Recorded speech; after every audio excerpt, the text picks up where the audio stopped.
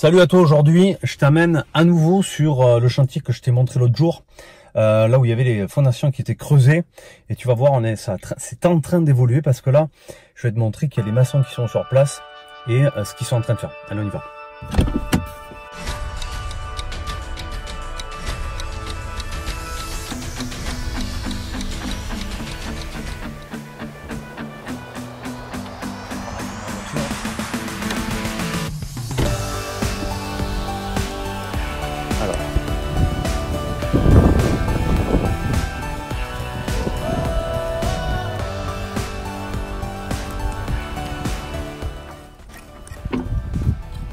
Voilà, les fondations ont été coulées et là les maçons sont en train de bâtir en fait ce qu'on appelle le mur de libage. Donc ce sont les deux rangs de parpaings qui vont venir être maçonnés sur les fondations.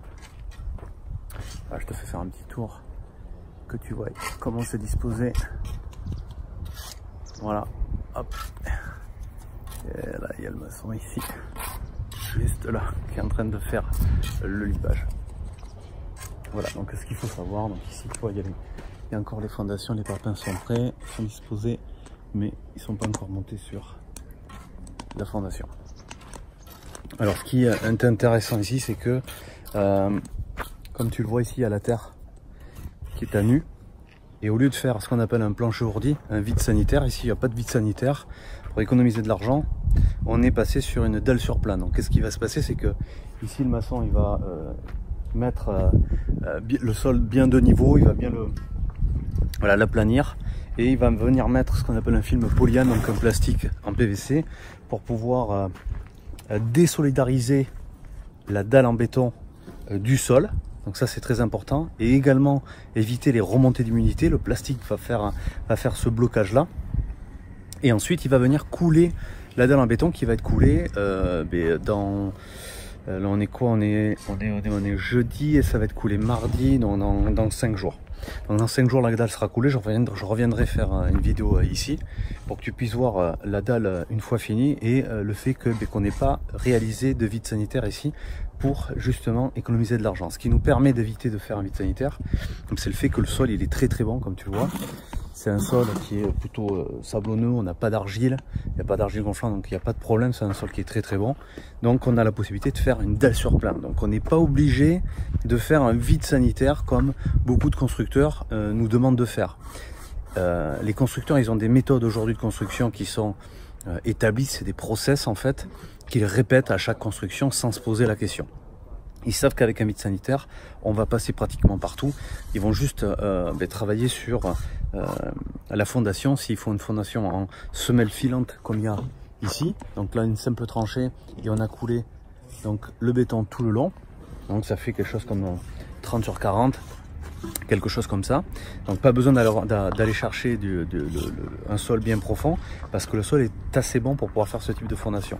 Donc du coup, on fait juste ces fondations-là, on vient monter un mur de libage. Si jamais le sol avait été un peu plus problématique avec de l'argile gonflante, des choses comme ça, il aurait fallu faire par exemple des micro-pieux, ou alors des dés en béton sur lesquels poser des poutres en béton qui auraient remplacé cette fondation-là. Bon, là c'est pas le cas, parce que justement j'ai trouvé un terrain qui soit suffisamment de bonne qualité pour éviter tout ça. Donc du coup ici, une grosse économie d'argent, parce que j'ai pas besoin de faire de vide sanitaire, on fait une dalle sur plat.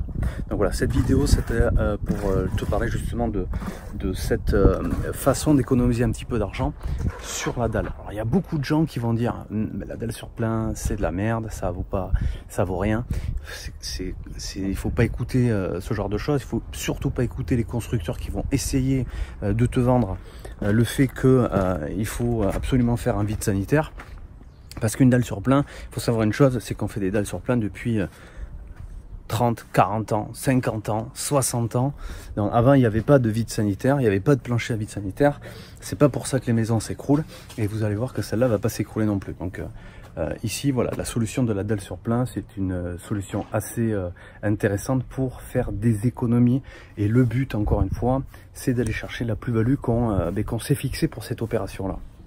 Et beaucoup de gens eh bien, vont passer au travers de ces solutions-là.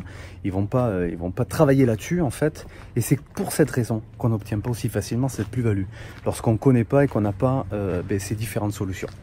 Voilà, donc cette petite vidéo pour te parler de la solution de la dalle sur plein quand c'est possible, évidemment. Si c'est pas possible et qu'il faut faire des fondations un peu plus profondes, qu'il faut faire soit des dés en béton, soit des micro-pieux, ben là on va se rajouter un coût. Il faut que ça vaille le coup pour acheter un terrain comme ça, pour lequel il va falloir faire ce type de fondation. Il faut que ça vaille le coup derrière à la revente, c'est-à-dire si on a la possibilité de revendre relativement cher les maisons et qu'on fasse notre plus-value, pourquoi pas? Je ne dis pas qu'il faut absolument rayer de la liste tous les terrains sur lesquels il va falloir faire des vides sanitaires ou des terrains sur lesquels il va falloir faire des micro-pieux. Ça va dépendre en fait de cette fameuse formule dont on a parlé au début du programme qui va te permettre de pouvoir réaliser ta plus-value. C'est ça qui est important. Moi j'ai déjà fait, alors ici là sur ce terrain là on a une dalle sur plein, mais j'ai fait également des opérations doublette avec des vides sanitaires, avec des planchers à vides sanitaires. Ça pose pas de problème. Alors, je vais m'écarter un peu de la route parce que alors un peu de bruit. Donc voilà, pas de problème par rapport à ça. Si ce n'est que si tu arrives à trouver un terrain sur lequel tu peux faire un dalle sur plein plutôt qu'un vide sanitaire, mais c'est beaucoup mieux parce que tu vois, on va économiser ici 3, 4, 5 000 euros. Et quand on cumule en fait toutes ces économies sur toute opération, eh bien c'est comme ça qu'on arrive à réaliser la plus-value qu'on va chercher et qu'on s'est fixé. Voilà, donc je te souhaite une bonne journée et je te dis à plus. Ciao.